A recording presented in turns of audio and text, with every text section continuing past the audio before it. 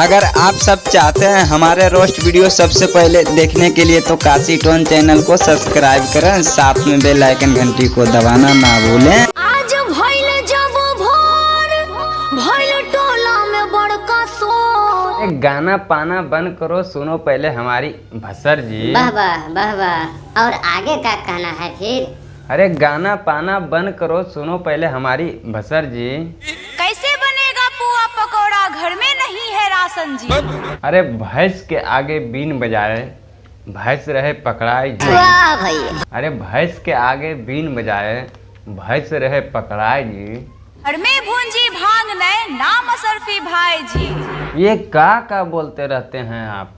फागुन मस्त महीना में होय छे फगुआ त्योहार जी। अब हम बोलेंगे फागुन मस्त महीना में होय छे फगुआ त्योहार जी। और कहूँ बटे छे धोती साड़ी, कहूँ फटे सलवार जी।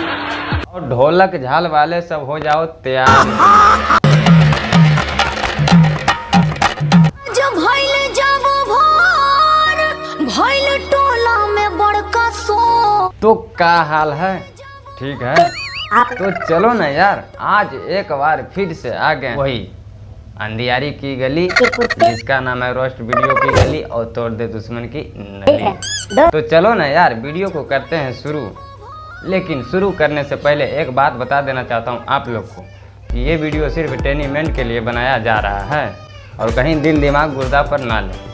सिर्फ इस वीडियो को देखकर हंसाएं और लास्ट में भूल जाएं, ठीक है?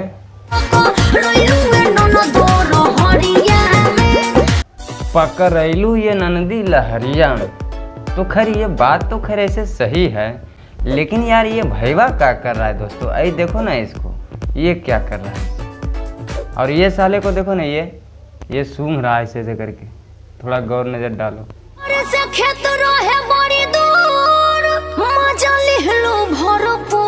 तब तो इसका कहानी अब खत्म हो गया है। लेकिन एक चीज और, क्या चीज गड़ा था दांत में, सॉरी मतलब गाल में। गड़ल बा दांत कैसे गलिया में? तो रुका हम पूछ लेते हैं अपना धरती से। तोरे धरती कैसे गड़ा था इसका गाल में दांत रे? चुम्मा लिया आया था वही से, और कैसे? नया उम्र के रोहे दादा जोश। अच्छा तू कुआरे में भइलू मद हो। तो का भइल? देखा लागल बा दाग और हनिया में। अब बोलो मोहतरमा, लहरी में पकड़ाया है तो दाग तो खैर लगेगा ही ना। का रे धरती, लगेगा ही ना? अब लहरी में पकड़ाया तो दाग तो खैर लगेगा। हो गइल काहे शौक, प्रियंका कोहेली तो लगे दू। तो चलो ना यार दोस्तों, आज की वीडियो हो गया खत्म। फिर मिलते हैं नेक्स्ट वीडियो के संग। जब तक के लिए बाय। हम संगे मजा हो रहा